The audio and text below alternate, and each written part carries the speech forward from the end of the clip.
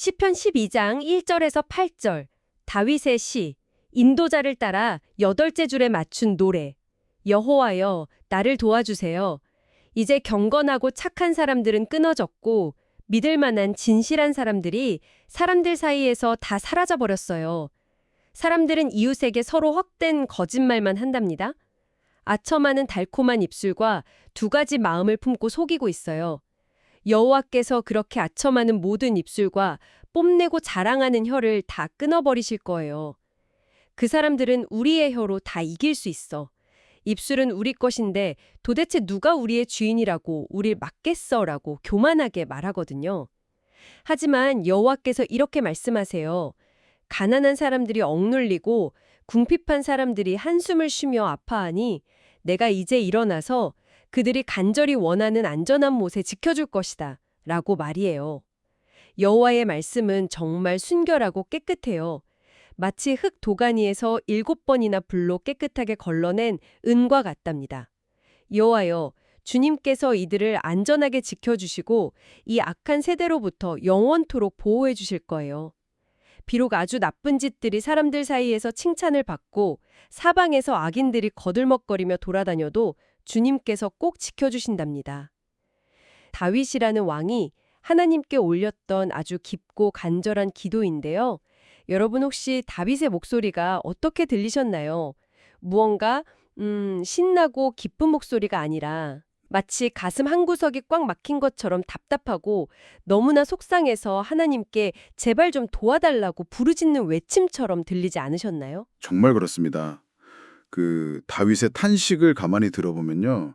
그거 얼마나 깊은 외로움이나 상실감을 느끼고 있는지 고스란히 전해지거든요. 아, 맞아요. 이제 경건하고 착한 사람들은 끊어졌고 믿을 만한 진실한 사람들이 다 사라져버렸다.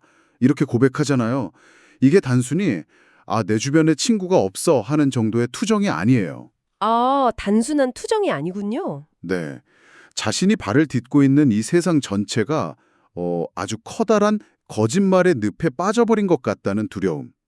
그리고 진실이라는 빛이 완전히 꺼져버린 것 같다는 절망감에서 터져나온 깊은 한숨인 거죠. 성경에서는 이런 모습을 가리켜 그 두 가지 마음을 품고 속인다고 아주 날카롭게 짚어내고 있어요. 두 가지 마음이요? 네.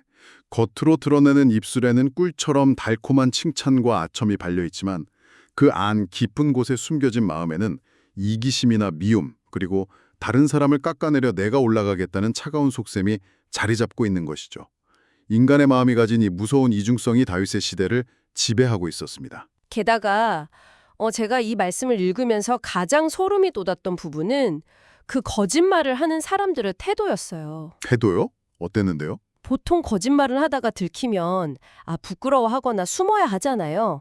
그런데 다윗을 괴롭히던 사람들은 오히려 당당했습니다. 그 사람들은 우리의 혀로 다 이길 수 있어. 입술은 우리 것인데 누가 우리를 막겠어? 라고 막 뽐냈다고 하거든요. 와, 정말 교만하네요. 네, 마치 말싸움이나 남을 깎아내리는 거짓말을 하나의 훌륭한 무기나 기술처럼 여기는 거예요. 막 내가 목소리를 더 크게 내고 그럴싸한 거짓말을 지어내면 못 이길 사람이 없지라며 약한 사람들을 말로 짓밟고 자랑하는 모습. 이게 단지 옛날 이야기만이 아니라 오늘날 우리가 살아가는 세상 속에서도 너무 쉽게 볼 수 있어서 더 마음이 아픕니다. 정확한 지적입니다. 그들은 말의 힘을 폭력으로 사용하고 있었어요. 여기서 우리가 성경의 원어를 통해서 아주 중요한 개념 하나를 깊이 짚고 넘어갔으면 하는데요. 다윗이 하나님, 이제 이런 사람들이 다 사라졌어요 라며 애타게 찾았던 경건하고 착한 사람이라는 표현이 있습니다. 네네. 이것을 고대 이스라엘 사람들이 쓰던 히브리어 원어로는 하시드라고 부릅니다. 하시드. 사실 우리가 흔히 착한 사람이라고 하면 막 조용히 앉아서 두 손을 모으고 기도만 하거나 친구들에게 무조건 양보만 하는 순하고 여린 모습만 떠올리기 쉽잖아요. 그렇죠. 보통 그렇게 생각하죠. 그런데 다윗처럼 불의에 맞서 싸우기도 하고 치열한 삶을 살았던 사람이 찾은 하시드라면 단순히 남에게 싫은 소리 못하는 착한 아이? 그 이상의 훨씬 더 크고 강인한 의미가 숨어 있을 것 같은데요. 오, 그 통찰이 맞습니다. 하시드는 결코 유약하거나 그저 성격이 무른 것을 뜻하지 않아요. 이 단어의 뿌리를 찾아가 보면 하나님의 변함없는 사랑, 그러니까 어떠한 상황에서도 결코 포기하지 않는 굳건하고 영원한 사랑을 뜻하는 히브리어 단어인 헤세드와 연결되어 있습니다. 아, 헤세드 많이 들어본 단어예요. 네, 즉 진정한 하시드란 원래 내 성격에 착해서 선한 행동을 하는 사람이 아니라 하나님의 그 놀랍고 굳건한 사랑인 헤세드를 자기 마음에 가득 품고 세상의 거짓과 폭력 앞에서도 그 사랑의 원칙대로 진실하게 살아내는 사람을 뜻합니다. 아, 제 머릿속에 아주 선명한 그림 하나가 그려지네요. 그 거울을 한번 상상해 보게 돼요. 거울이요? 네, 거울 자체는 스스로 빛을 만들어내지 못하지만 태양을 정면으로 마주보면 태양의 그 눈부신 빛을 받아서 온 세상을 환하게 비춰주잖아요. 그러니까 내 힘으로 억지로 착하게 구는 것이 아니라 하나님의 사랑이라는 강렬한 빛을 내 마음에 받아서 그 빛을 반사하며 살아가는 사람. 그 사람이 바로 허시드군요. 와, 정말 아름다운 비유입니다. 세상의 악한 사람들은 자신이 가진 혀, 즉 자신의 교활한 말씀씨와 속임수라는 얄팍한 무기로 남을 이길 수 있다고 교만하게 굴지만 진정한 하시드는 사람의 교만한 말을 무기로 삼지 않아요. 오직 하나님의 진실한 사랑을 거울처럼 반사하며 세상을 살아가죠. 네. 하지만 여기서 문제가 하나 생깁니다. 세상이 끊임없이 그 거울에 흙탕물을 튀기고 먼지를 뿌린다는 거예요. 거짓말과 조롱이라는 먼지가 쌓이면 거울은 결국 빛을 잃어가게 되죠. 아, 바로 그거예요.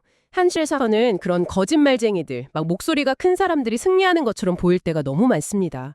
내 거울은 흙탕물에 엉망이 되어버리고 억울하게 당하는 사람들은 구석에서 한숨만 푹푹 쉬게 되잖아요. 다윗도 똑같이 그 한숨을 쉬고 있었고요. 대체 하나님은 이런 억울한 상황을 그냥 보고만 계시는 건가요? 바로 그 질문이 오늘 말씀이 우리에게 던지는 핵심적인 전환점입니다. 세상에 힘 있는 사람들은 놀이터 구석에서 우는 아이의 작은 한숨소리, 또 약하고 억눌린 자들의 신음소리를 철저히 무시해요. 들을 가치가 없다고 생각하죠. 참 너무하네요. 하지만 하나님은 어떠실까요? 다윗은 확신에 차서 고백합니다.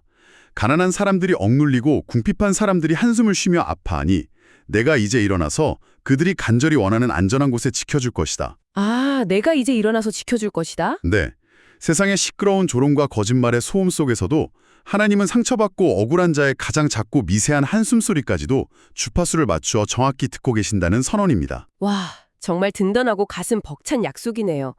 나의 가장 작은 한숨소리조차 하나님 귀에는 세상 어떤 큰 소리보다 더 또렷하게 들린다는 거잖아요.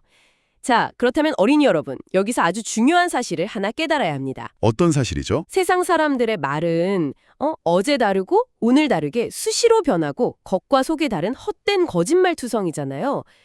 그렇다면 이 흔들리는 세상에서 우리가 두 발을 딛고 절대적으로 믿고 의지할 수 있는 진짜 변하지 않는 말은 무엇일까요? 이 세상에 오직 단 하나, 바로 하나님의 말씀뿐입니다. 맞습니다. 그런데 제가 이 시편을 읽으면서 가장 흥미롭고 또 신비롭게 느꼈던 부분이 있어요. 네, 다윗은 하나님의 말씀이 믿을만하다고 이야기하면서 그냥 단순히 하나님의 말씀은 참 깨끗하고 믿을 수 있습니다 라고 평범하게 말하지 않았어요. 우리가 읽은 6절 말씀을 보면 여호와의 말씀은 정말 순결하고 깨끗해요. 마치 흙 도가니에서 7번이나 불로 깨끗하게 걸러낸 은과 같답니다 라고 아주 독특하게 표현했거든요. 아, 네, 인상적인 구절이죠. 세상에 널린 수많은 보석이나 물건들 중에 왜 하필 은을, 그것도 7번이나 불에 구워낸 은을 하나님의 말씀에 비유했을까요?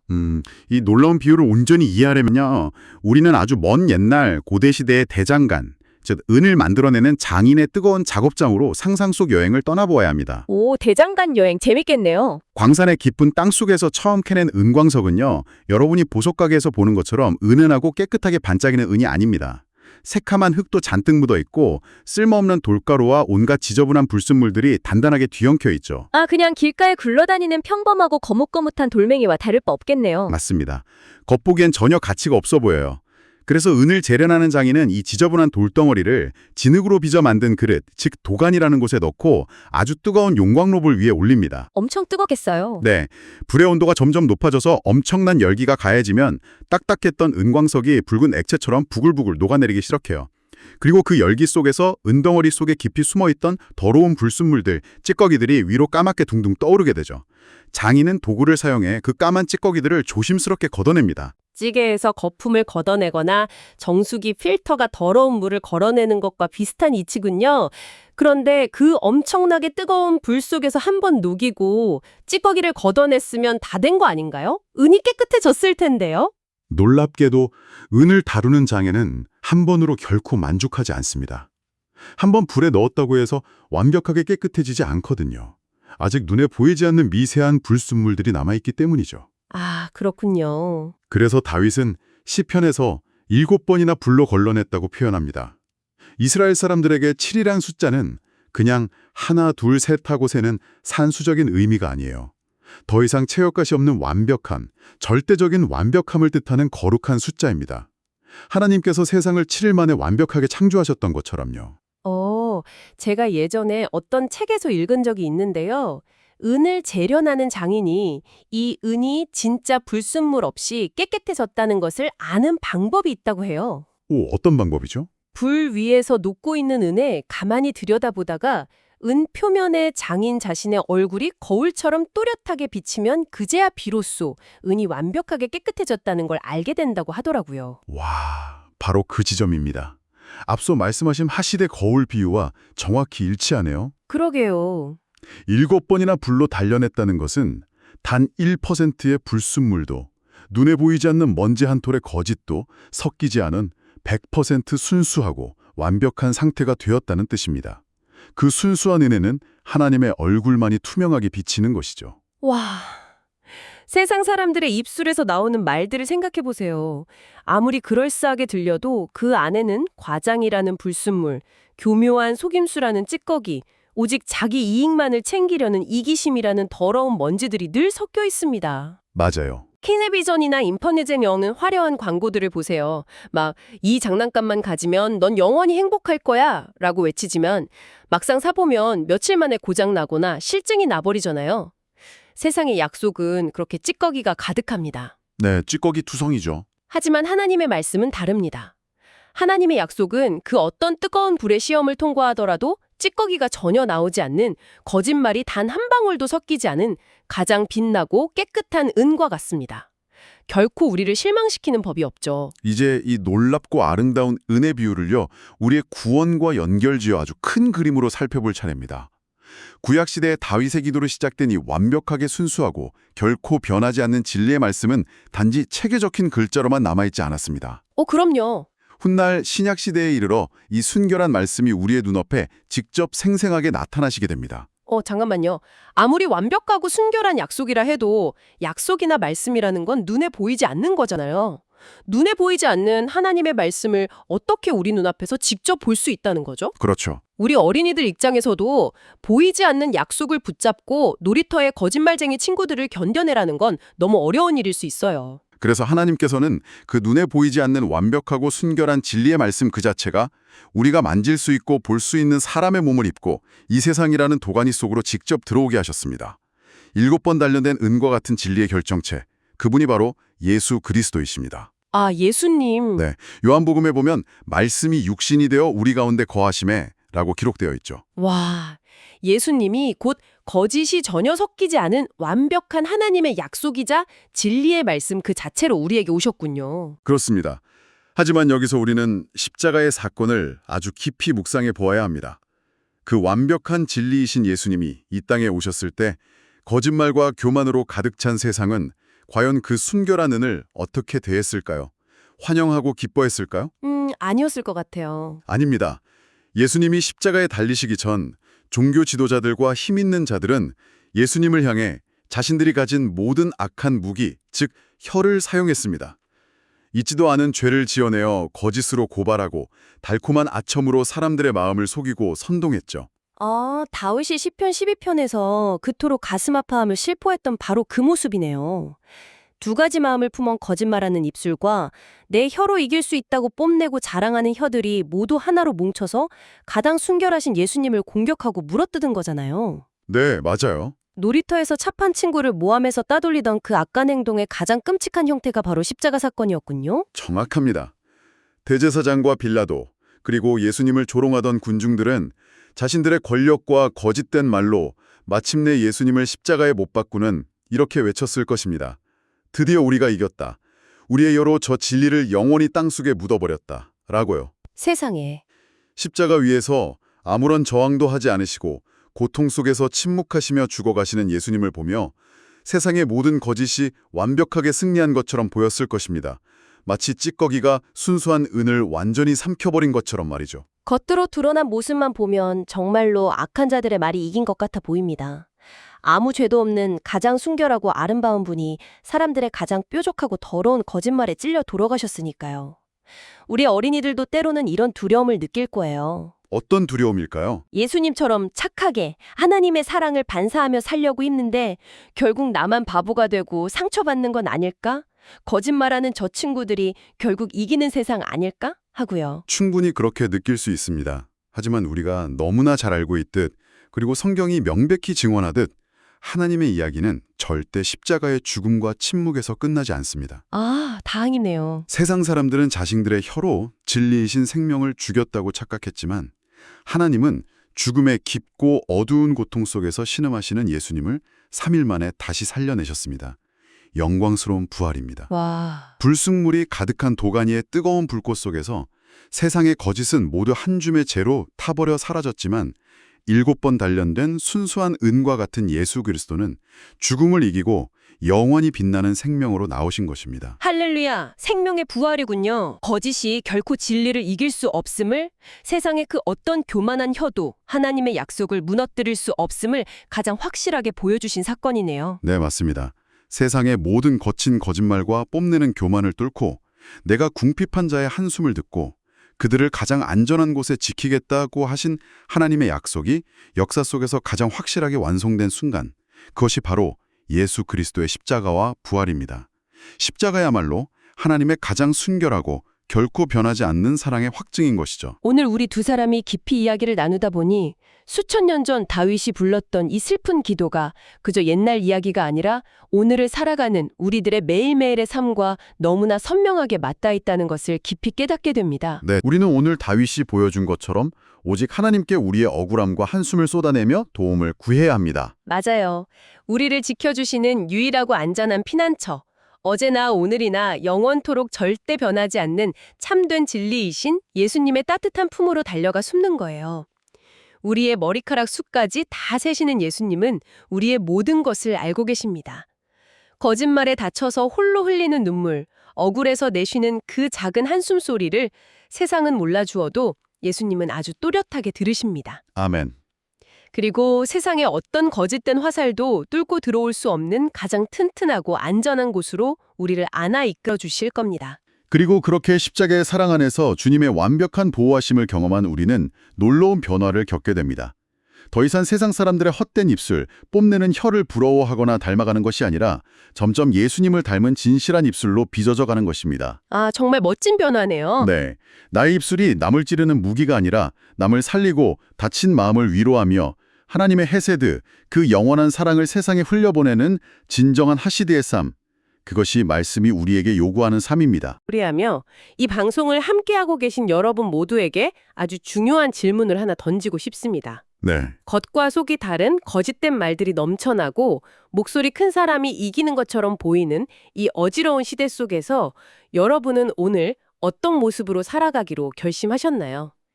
나에게 주어진 이 소중한 입술은 나를 보호하기 위해 다른 사람을 상처 입히고 깎아내리는 차가운 무기가 될 것인가요? 아니면 7번 단련된 순결한 은과 같은 예수님을 쏙 빼닮아 생명을 살리고 진실한 사랑을 전하는 따뜻한 도구가 될 것인가요?